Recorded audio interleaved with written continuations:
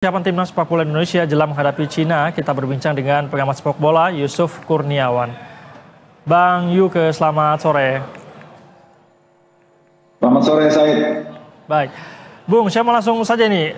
Sebelum kita membahas lebih jauh bagaimana persiapan kita, bagaimana kemudian peluang kita, saya ingin Anda merespon dulu. Tadi kalau hitung-hitungan Wamendikti Prof. Stella Christy tadi, menurut Anda seperti apa, Bung? Ya, saya kira itu dari sisi matematis ya, sangat mungkin dan sangat logis ya. Kalau kita dari sisi matematis memang kita punya peluang untuk langsung lolos ke round 3 gitu ya, ataupun lolos langsung ke Piala Dunia, itu memang kecil ya, kemungkinannya, cuma 1,3% ya. Tapi kalau lewat jalur fourth round itu lebih besar, 40 sekian persen, karena memang kita peluang terbesarnya lewat jalur fourth round. Dengan realistis pertandingan yang kita miliki saat ini melawan Cina, di mana peluang kita sangat besar untuk bisa menang, dan kita tahu bahwa lawan Jepang itu akan sulit untuk kita bisa menangkan, karenanya melawan Cina ini menjadi kunci buat kita untuk memastikan diri lolos. Kenapa saya katakan begitu? Karena begini teorinya, kalau kita menang lawan Cina, berapapun skornya, maka poin kita menjadi 12. Nah, kalau misalnya di saat yang bersamaan Arab Saudi mampu membuat Bahrain tidak bisa menang atau minimal seri gitu, maka di laga terakhir Bahrain nggak akan mungkin kejar kita gitu, karena selisih poinnya jauh. Kita sudah unggul 7, 12, 5 poin, nggak mungkin. Kalaupun Bahrain di laga terakhir menang lawan Cina, kita kalah lawan Jepang, Bahrain nggak bisa menjangkau nilai kita juga. Karena itu kesempatan yang paling rasional untuk kita bisa bungkus untuk lolos ke putaran keempat, ya memenangkan laga melawan Cina pada tanggal 5 besok. Itu aja, nggak ada lagi opsi lain. Kalau seri apalagi, waduh. Jadi menang harga mati ya, harga mati ya, Bung Yuke ya? Iya, harga mati itu udah nggak ada cerita lagi, kita kehilangan poin.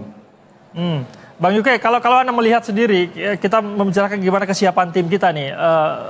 Pemusatan latihan sudah dilakukan di Bali, kemudian beberapa juga nama-nama yang mungkin Bang Yuke sudah melihatnya juga. Gimana komentar Anda, tanggapan Anda berkaitan dengan komposisi pemain kita dan juga kesiapan tim saat ini, Bung Yuke? Iya, pertama dari sisi persiapan saya kira ini sudah sangat ideal ya. Kalau nggak mau dibilang lebih baik dibanding persiapan FIFA Matchday sebelum-sebelumnya ya. Karena kita punya waktu cukup ya. Bahkan mungkin 10 hari lah ya kalau mau dihitung secara total gitu ya. Jadi ini sangat baik untuk pemain lebih menyatu lagi. Karena kan di laga-laga sebelumnya kesempatan untuk menyatu itu sedikit sekali waktunya ya. Karena mepet ya. Kalau sekarang kan lebih ideal lah. Kemudian dari sisi komposisi memang kita tidak sekomplit sebelumnya. Kenapa? Karena kita tahu bersama kita nggak bisa turunkan Martin Pas dan juga Marcelino maupun Ragnar di laga melawan Cina besok karena satu dan lain alasan. Kalau Ragnar kan karena memang virus, kemudian kalau Marcelino dan juga Martin Pas karena terkena akumulasi. Ini yang sedikit nilai minusnya menurut saya ya.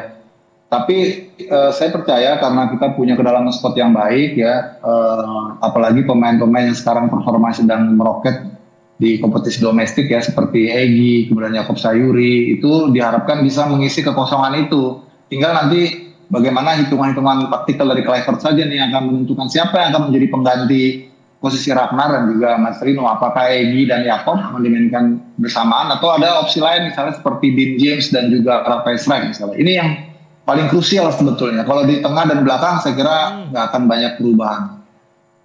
Baik, Bung Yuke, mohon maaf kita akan tahan dulu sebentar dialognya. Kita akan dengarkan azan maghrib dulu. Nanti kita akan lanjutkan lagi dialog kita. Terima kasih Bung Yuke. Amisdanti masih bergabung bersama kami pengamat sepak bola Bung Yusuf Kurniawan. Bung Yuke. Ya, baik. Siap. Bung Yuke, tadi Anda sempat menyinggung beberapa pemain yang absen begitu ya. Kalau Anda melihat pemain-pemain yang kemudian dipanggil untuk menggantikan posisi para pemain-pemain yang absen ini seperti apa? Apakah mereka cukup bisa diandalkan untuk mengganti posisi-posisi penting itu tadi? Ya, saya percaya dengan kemampuan pemain-pemain yang datang belakangan ini ya, yang baru bergabung kembali ke timnas seperti Egy Maulana Fikri dan juga Yakob Sayuri, karena mereka memang punya kualitas. Dan mereka terakhir bersama timnya di Liga 1 menunjukkan performa yang sangat bagus. Tinggal bagaimana keduanya ini dipercaya atau tidak ya. Pertama untuk menjadi starter. Yang kedua bagaimana mereka bisa beradaptasi ya dengan lingkungan yang boleh dibilang ini kan buat mereka lingkungan yang kalau dibilang baru sekali kagak. Tapi ini kan sudah terbentuk sebelumnya ya. tim ini gitu. Sehingga Egy dan Yakob yang di era STY yang sudah sempat bermain, baru kali ini mereka gabung lagi dengan timnas di bawah pimpinan Patrick Kluivert. Ini saya pikir hal-hal yang mungkin sedikit menjadi persoalan ya, masalah adaptasi dan juga kepercayaan. Karena itu saya berharap benar-benar mereka ini yang baru datang belakangan ini seperti Egy dan Yakob bisa langsung nyetel ya, sehingga Patrick Kluivert memberikan kesempatan kepada mereka untuk bisa mengisi kekosongan kita di sektor flank gitu ya. Semoga saja, walau demikian kita juga sadar bahwa sebelumnya sudah ada Rafael Strijk yang bisa menjadi deputinya Ratnar di kiri dan ataupun juga di kanan ya, menggantikan Marcelino, dan juga ada Dean James ya. Dean James ini kan posisinya di kiri, dia juga bisa aja dimainkan untuk mengisi posisi Ratnar. Itu sih yang saya kira cukup logis. Kalau kita melihat beberapa pemain yang baru dipanggil ini kan ada misalnya Stefano Lillipali ini lama tidak dipanggil di timnas, kemudian ini nampaknya dipanggil. Peran apa yang bisa dijalankan oleh seorang Lillipali dalam pertandingan kali ini menurut Anda? Iya, Lillipali kan memang dari sisi usia nggak muda lagi ya. Tapi justru dia punya kelebihan dari sisi pengalaman ya. Pengalamannya bersama timnas tuh sudah hatam lah ya, dimulai dari U23 bahkan ya. 2013 sudah gabung dengan timnas, jadi dia sudah melewati beberapa pelatih gitu ya. Jadi dari pengalaman dan visi bermainnya yang sangat bagus. Kita tahu Lillipali ini tipikal end passer ya, ataupun pengumpan yang sangat bagus. Dan itu yang mungkin akan dibutuhkan untuk menjadi pembeda gitu. Jadi saya kira tinggal ya bagaimana Patrick Kluivert bisa mengeksploitasi kelebihan dari Lillipali sehingga ada momen-momen di mana mungkin Lillipali akan dapat kesempatan untuk main. Baik, Bung Yuke, kalau kita berbicara mengenai strategi, menurut Anda strategi apa yang mungkin yang akan digunakan oleh Kluivert ini? Mengingat pertandingan ini sangat penting, wajib menang rasa-rasanya. Seperti apa strategi yang harus diterapkan oleh Kluivert pada pertandingan nanti? Ya, saya kira taktikal Kluivert nggak akan banyak berubah ya. Maksudnya secara game plan akan sama dengan apa yang sudah ditampilkan timnas saat mengalahkan Bahrain kemarin ya. Dengan permainan yang lebih terukur, tidak terburu-buru, memiliki ritme yang baik, yang terstruktur gitu ya.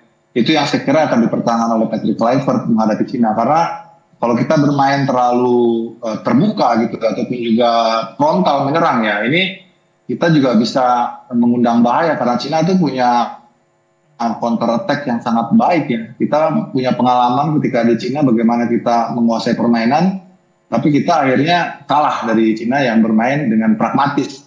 Ini yang saya kira akan dilakukan kembali oleh Patrick Kluivert.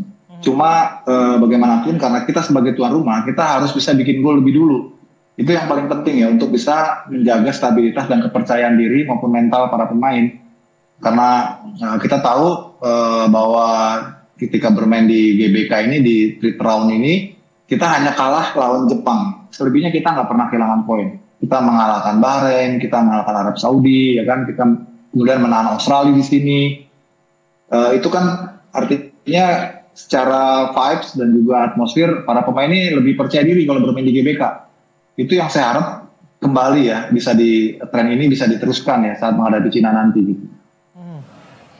Baik, jadi menurut Anda pendekatan yang akan diterapkan oleh Kluivert nanti permainan yang berhati-hati begitu ya, sama seperti yang dilakukan pada saat melawan Bahrain kemarin. Kalau kita lihat kan pertandingan sebelumnya juga melawan Australia, ini nampaknya strategi menyerang ini diterapkan betul oleh Kluivert di sana. Jadi lebih cenderung menyerupai saat melawan Bahrain ya, Bung Yuke ya? Betul. Saya lebih berharap seperti itu ya, walau kita kan cuma bisa menduga-duga aja ya. Mungkin Patrick Kluivert punya kejutan yang berbeda, kita nggak tahu. Tapi saya lebih confident kalau kita bermainnya seperti Bahrain. Menunggu, sabar, walaupun kita kontrol the game gitu, tapi kita harus terukur ya dalam membuat rencana menyerang ataupun transisi, harus sabar gitu. Ternyata yang paling penting tadi harus gol cepat begitu ya Bung Yuke ya? Iya, betul. Harus bikin gol cepat. Bung Yuke, terima kasih sudah berbincang bersama kami di Berita Satu Sore. Pengamat sepak bola Yusuf Kurniawan, salam sehat, selamat sore Bung. Selamat sore, saya terima kasih.